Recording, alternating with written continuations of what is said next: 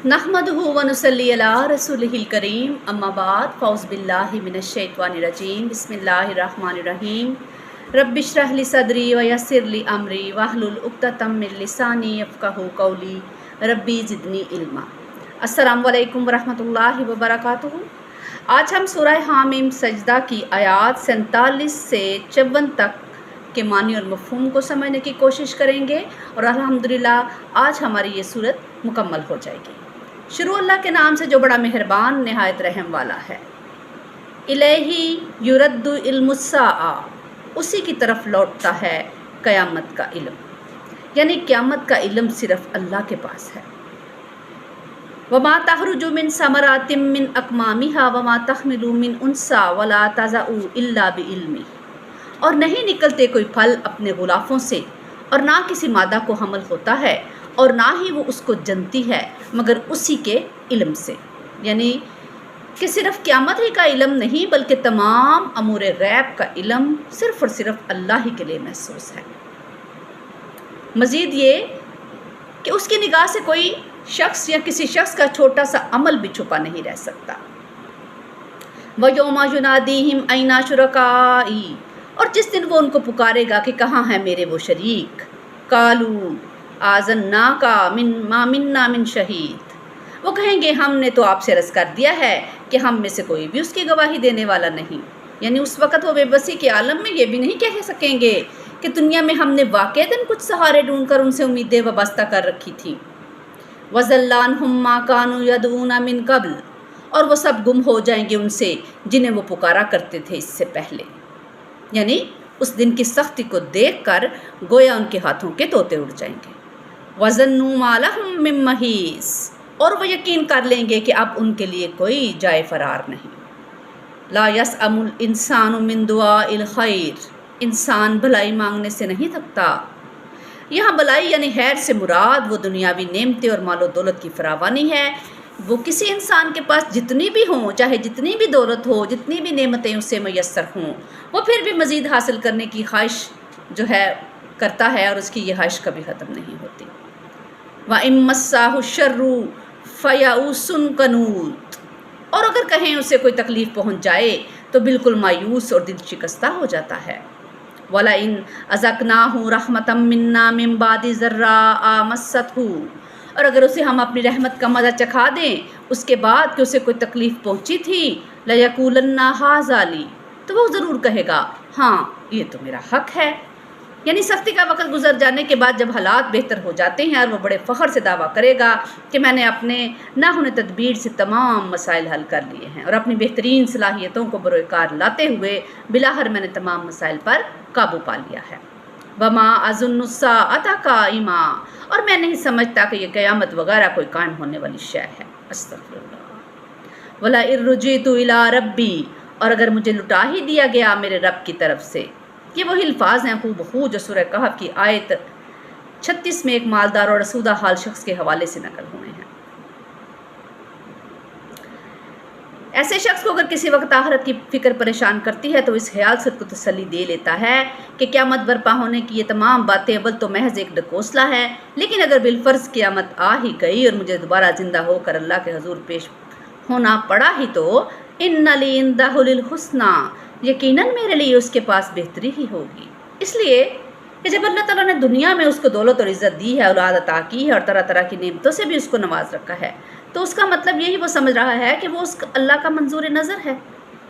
चुनाचे इस ज़िंदगी के बाद भी अगर कोई ज़िंदगी है तो वहाँ भी वो अल्लाह का मंजूर नज़र ही होगा, और वो कहता है कि वहाँ भी वो मुझ पर उसी तरह मेहरबान रहेगा जिस तरह मैं यहाँ इस दुनिया में ऐशो इशरत की ज़िंदगी बसर कर रहा हूँ, वहाँ भी इसी तरह मज़े उड़ाऊँगा। फ़लनुनब्बि अन्नल्लज़ीना कफ़रू बिमा आमिलू, तब हम पूरी तरह जतला देंगे उन काफिरों को कि जो कुछ अमाल उन्होंने किए होंगे।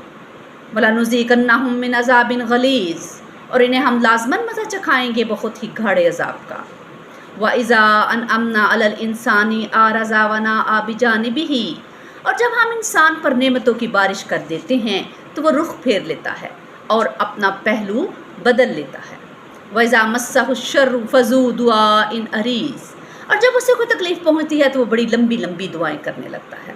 قل ارائیتم ان کان من عند اللہ ثم کفرتم بہ، اے نبی صلی اللہ علیہ وآلہ وسلم ان سے کہیے کیا تم نے غور کیا کہ اگر یہ قرآن واقعی اللہ کی طرف سے ہو پھر تم نے اس کا کفر کیا۔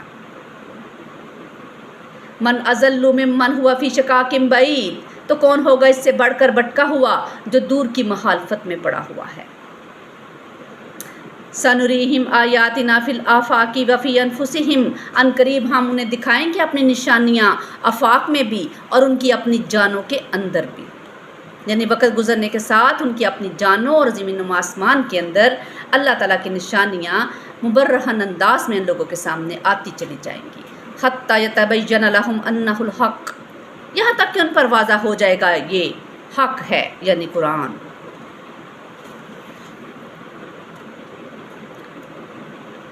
اس طرح سے ان پر یہ بات واضح ہو جائے گی، اور یہاں جو معلومات ہیں یہ اس ایکسپلوژن کی طرف اشارہ ہے جو سائنسی ترقی کے باعث آج کے دور میں ممکن ہوا ہے۔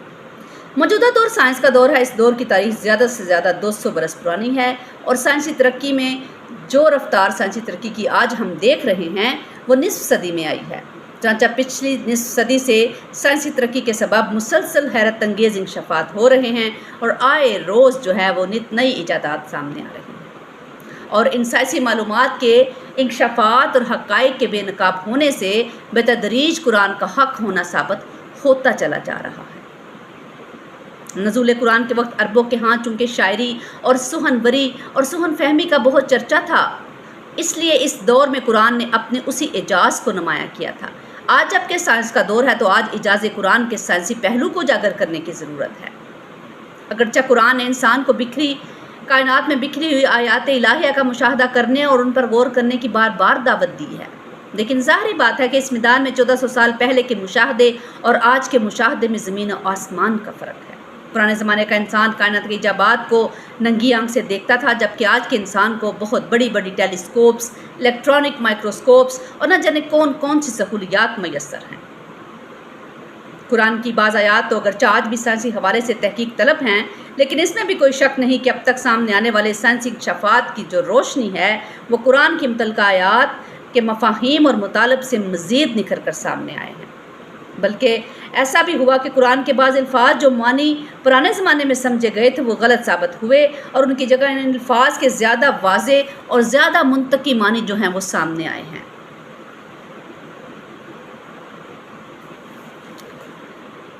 اولم یکفی بربک انہ علی کل شیء شہید، کیا یہ بات کافی نہیں ہے کہ آپ کا رب جو ہے وہ ہر چیز پر گواہ ہے، یعنی کائنات کی ہر چیز اس کی نگاہوں کے سامنے ہے، لیکن اس نے قرآن میں صرف اسی حد تک حقائق کا ذکر کیا ہے جس حد تک انسان انہیں سمجھ سکتا ہے، اور اسی انداز میں ان کا ذکر کیا ہے جس انداز میں انسانی فہم و شعور کی رسائی ان تک ہو سکتی ہے۔ ظاہر ہے وہ حقائق جن تک آج کے انسان کی تدریجاً رسائی ہوئی ہے، اگر وہ آج سے 1500 سال پہلے من و ون بیان کر دیے جاتے تو اس وقت انہیں کون سمجھ سکتا تھا۔ الا انہم فی مریۃ من لقاء ربہم، آگاہ ہو جاؤ یہ لوگ اپنے رب کے ساتھ ملاقات کے متعلق شک میں پڑے ہوئے ہیں۔ الا انہ بکل شیء محیط، آگاہ ہو جاؤ بے شک وہ ہر چیز کا احاطہ کیے ہوئے ہے، بے شک ان اللہ علی کل شیء قدیر۔ اللہ تعالیٰ ہمیں قرآن پاک کو پڑھنے، سمجھنے اور عمل کرنے کی توفیق عطا فرمائے۔ اللہ تعالیٰ ہمیں اور ہماری اولادوں کو اپنا فرما بردار بنا لے۔ ربنا تقبل منا انک انت السمیع العلیم وتب علینا انک انت التواب الرحیم۔